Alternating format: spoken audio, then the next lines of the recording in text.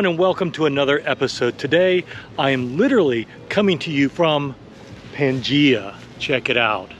And I want to talk about Pangea. This is going to be a little bit of a history lesson here. So before I start, remember, follow, like, subscribe, make some comments. Now on to Pangea.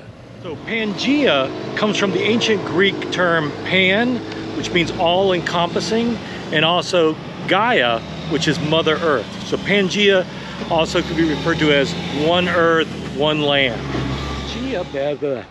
Pangea was a supercontinent that existed for over 160 million years.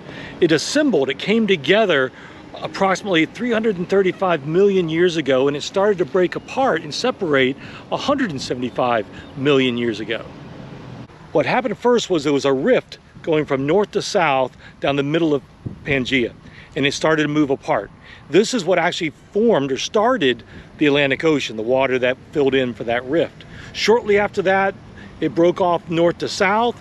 In the north, that area, that land is called, wait for it, Laurasia to the north. In the area to the south was called Gondwana land. And then in those 175 million years since then, the continents have continued to drift into its current position. When Pangea was at its prime, it was surrounded by a single ocean called Panthalassa, and also a smaller sea, smaller partially enclosed body of water that was called the Tethys Sea. Pangea was named by Alfred Wegener. He proposed this early breakup of the supercontinent that he named Pangea, and that he believed that looking at fossil records, looking at the shape of the coastlines, that the super landmass broke apart. How long ago did it break apart? He did not quite understand.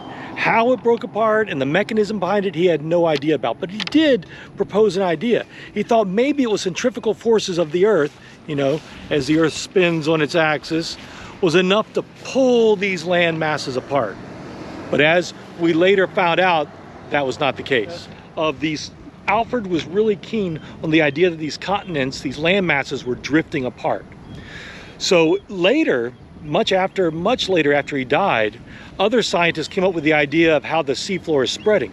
So they developed a theory on that. We put these two theories together, the theory of continental drift and the theory of seafloor spreading, and we come up with this one overall theory, the theory of plate tectonics.